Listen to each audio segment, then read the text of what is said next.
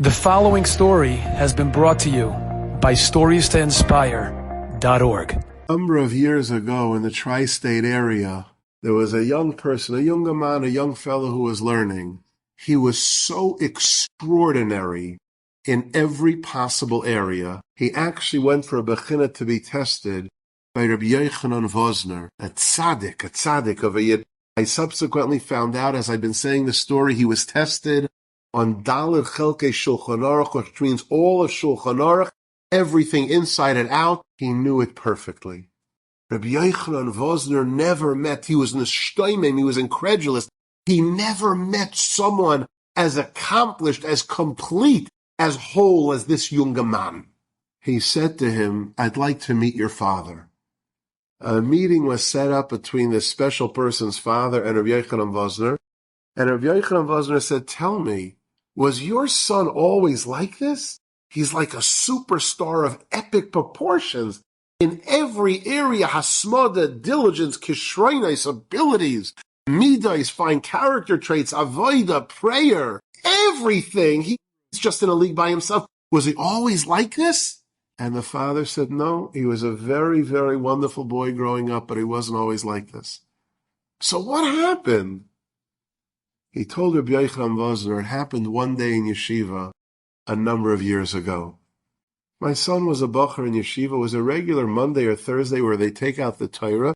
You know how it works. There are 3 aliyahs. Then Hag Galila, they lift up the Torah, they wrap it up, and that's it. My son got called up for Hagba to lift up the Torah. And he walked up, and as my hands are indicating, he picked it up and he did a reverse Hagba. If you're not familiar, a reverse Hagba is when you pick up the Torah backwards and it's completely flipped around. The only day it's done, the only day, is Simchas Torah.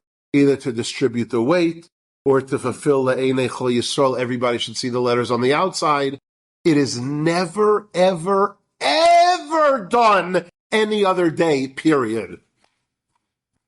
My son did it. And when davening finished, the Rosh Hashiva called over my son and said, "You're such a good boy. Why did you do that?" As soon as you did that, all of the Bachrim, the boys, started to tumul, which means they started to talk about you and murmur what you did and a reverse Hagba. It became the talk of all the Bachrim. Why'd you do that? And my son told the Rosh Hashiva, "I'm sorry, but I had to." The boy who got the last Aliyah Shlishi, right before I was called up, had a terrible, terrible, painful stutter. And when he made the concluding bracha after his Aliyah, it took what seemed like an endless amount of time. It was so painful for him. It was difficult for him. It was hard to listen to. It was a terrible, terrible stutter. And when he finally finished that bracha, all the Bachrim were talking about what just happened. They started to speak about what just occurred and how embarrassing it must have been and how painful it must have been. He was the center of their talk. And then I got called up for Hagba. And as I walked up to the Torah on the drop of a dime, I said to myself, I need to do something quick that will distract and divert all the attention of the Bachrim off the person who stuttered so they'll talk about me. I need to do something quick so they don't focus and talk about him, but they'll focus and talk about me. And guess what? I did a reverse Hagba, and it worked. They started to talk about me. I became the center and the focus of all of their conversation, and they no longer focused or spoke about the one who stuttered. He turned to Rabbi Yochanan Vosner, the father said, "I want you to know, on that day that my son did the reverse Hagba, or we could say, built a chayma, created an neshama, let somebody know that he cared, essentially told a fellow bacher, I'm here for you." On that day, I quote, "Niftechu lebini kol sharei shamayim." Every gate in heaven opened for my son on that day. I had spoken on this topic. And when I finished, a Rebbe came over to me. He was from the West Coast. He was from Los Angeles. And he shared with me a story I'll never forget. All it takes is a little support.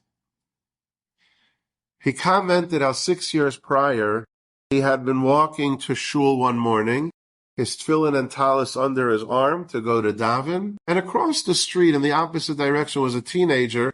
He had never met the teenager before, but you don't pass anybody and ignore them. Don't ignore anybody. So he turned to the teenager with a love in his voice and said, "Hey, good morning, young man. How you doing? You have an amazing smile." That was it. What did that take? 2 seconds? And he went to daven. He went to yeshiva. Afternoon, he's home at night. There's a knock on the door. He opens it up, and it's the teenager from the morning. Other than the brief encounter, he never met the boy. The boy says, "Can I come in? I don't know who you are, but I tracked down where you davened. I found out based on your description, your name, your address. Do you have a minute to talk?" And the Rebbe said, "Of course." And the boy started to sob. And these were the words he said. "I'm embarrassed to tell you, Rebbe, but when I passed you this morning and you were going to daven, I was in the opposite direction. I was actually going to end my life. I didn't feel that life was worth living. I'm always ignored. My life is neshama, no support. I was on my way to end my life. And all of a sudden, you turned to me and said, 'Hey, how you doing? Good morning. You have an amazing smile.'" I stopped. You validated and recognized me? Or as we said a moment ago, a little support could create a neshama?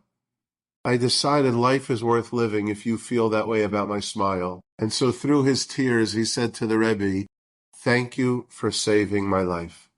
They became chavrusas. They've been learning together for 6 years when the Rebbe shared with me the story. So I think we could say quite literally, with a little support, figuratively and literally, you create and keep a neshama alive. Enjoyed this story? Come again. Bring a friend. StoriesToInspire.org